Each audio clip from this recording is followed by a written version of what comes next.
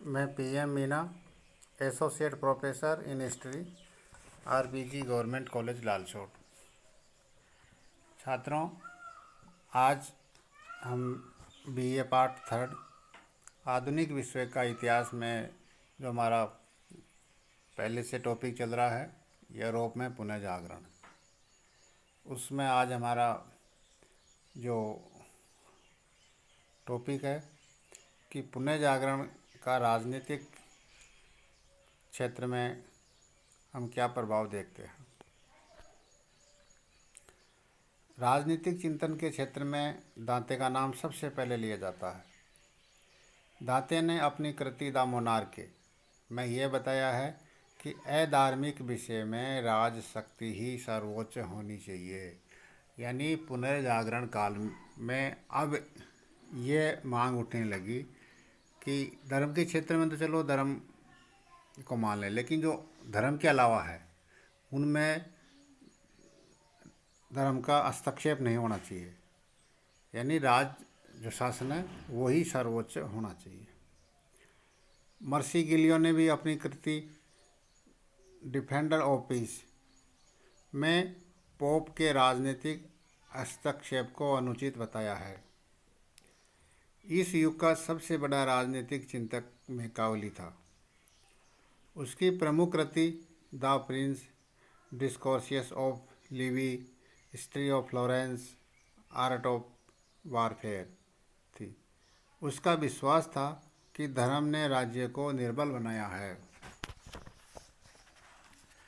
Pope और ईसाई पादरियों ने मैकावली की कटु आलोचना की, क्योंकि वो उनके जो विस्तारवादी क्षेत्र था उसके खिलाफ बोल रहा था वो, और वो उनको बर्दाश्त नहीं थी।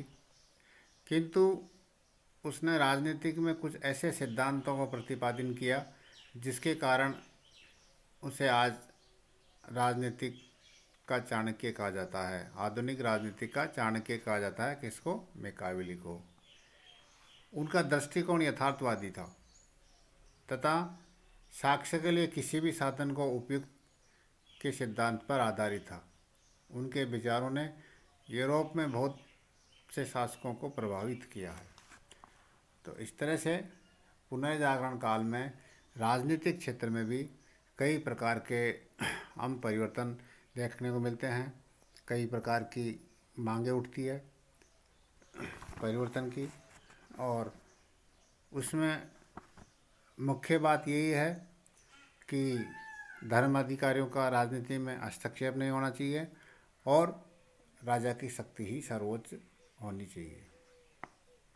कला के क्षेत्र में इस युग में कला का उद्देश्य जीवन एवं प्रकृति से तारतम्य स्थापित करना था।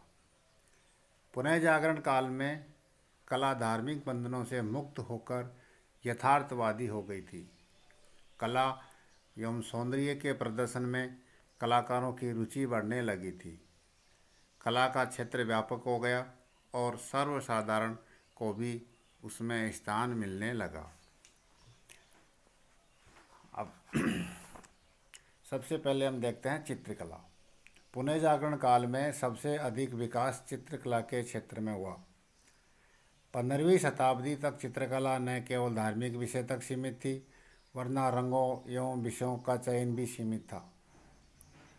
अब चटक रंग वर्जित थे अब से पहले, लेकिन पुनः जागरण काल में उनका प्रतिबंध हट गया। चित्रकला शैली अब चिंताकर्ष, हृदयग्राही, बुद्धिग्राही और अत्यंत लावण्यमय बनकर चरमोत्कर्ष की तरफ बढ़ रही थी।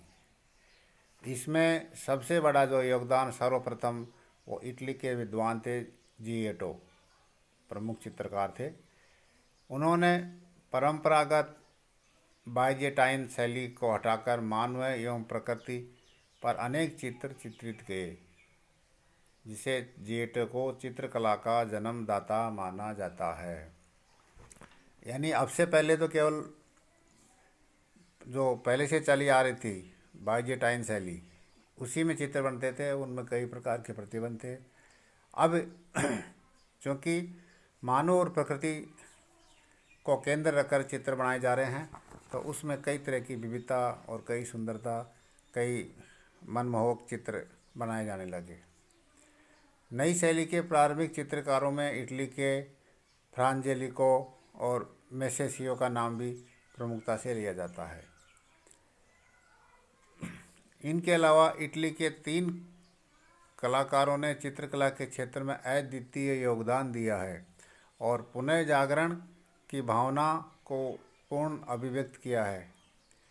ये चित्रकार थे Leonardo da Vinci, Michael Angelo तथा राफेल। फ्लोरेंस निवासी लियोनार्डो की प्रतिभा अद्वितीय एवं बहुमुखी थी। वो वैज्ञानिक, गणितज्ञ, इंजीनियर, संगीतकार, दार्शनिक और चित्रकार सब एक साथ था। उसने अपने चित्रों में यथार्थ बनाने के लिए मानवीय शरीर विज्ञान का गहन अध्ययन किया।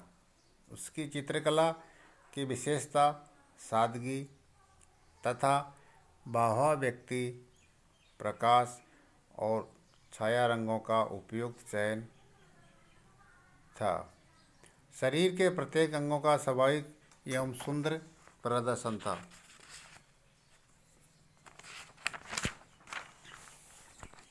इसके अलावा जो लियोनार्डो ने अपने प्रमुख चित्र बनाए, उसमें है Battle of Anghiari, Virgin of the Rocks, Virgin and Child with Saint Anne, Last Supper और मोनालिसा। इसमें लास्ट सपर और मोनालिसा उसकी प्रमुख और अनुपम कृतियाँ थी। लास्ट सपर में ईसा मसीह अपने अनुयायियों के साथ आखिरी बोझ पर बैठा दिखाया गया है। ईसा के चेहरे पर शांत भाव है, परंतु उसके शिष्य हतप्रभ दिखाई देते हैं और एक शिष्य पर अपराध भी झलकता दिखाई दे रहा है। इसी प्रकार मोनालिसा किसी सुंदर स्त्री का चित्र नहीं, लेकिन उस साधारण सी दिखाई देने वाली महिला की रहस्यमयी मुस्कान का अर्थ आज तक भी दर्शकों के लिए रहस्य बना हुआ है। तो इस तरह से लियोनार्डो का चित्रकला के क्षेत्र में बहुत बड़ा योगदान रहा है। इसके बाद में है माइकल एंजेलो।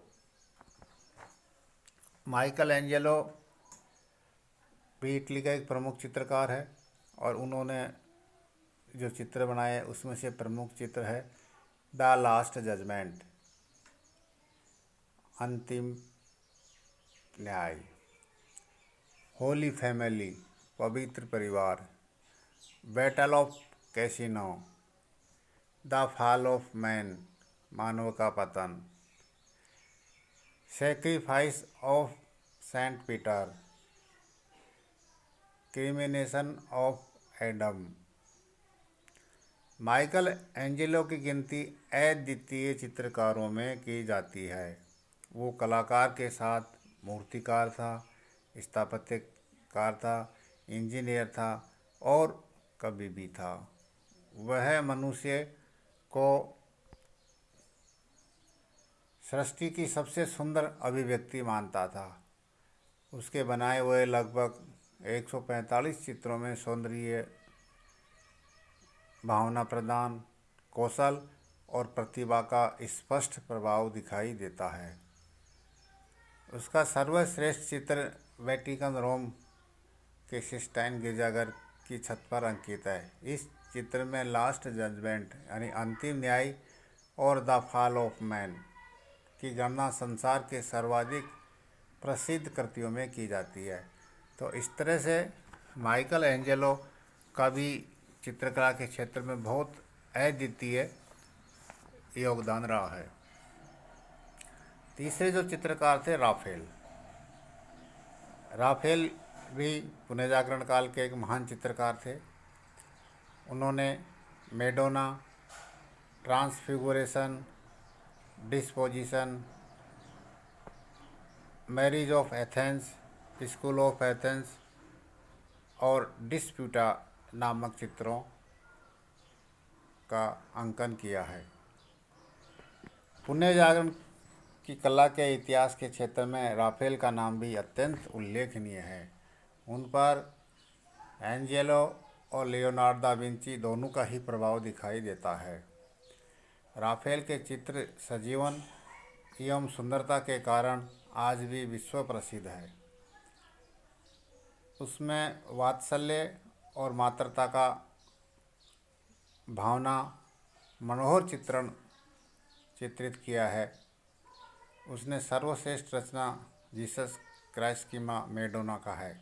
मेडोना का दिव्य नारीत्व आज भी दर्शकों का मन मोह लेता है। इस प्रकार इटली के चित्रकारों का प्रभाव यूरोप के अन्य देशों पर भी पड़ा। इस काल में जर्मनी में लूकास, दानवीन प्रमुख चित्रकार हुए हैं। तो इस तरह से हम यूरोप में चित्रकला के क्षेत्र में एक बहुत बड़ा परिवर्तन पुनर्जागरण काल में देखते हैं, क्योंकि इससे पहले प्रतिबंधित थे और जब पुनर्जागरण काल में इस प्रकार के चित्र बनने लगे तो उससे एक नई प्रेरणा, एक नई सोच का विकास हम देखते हैं।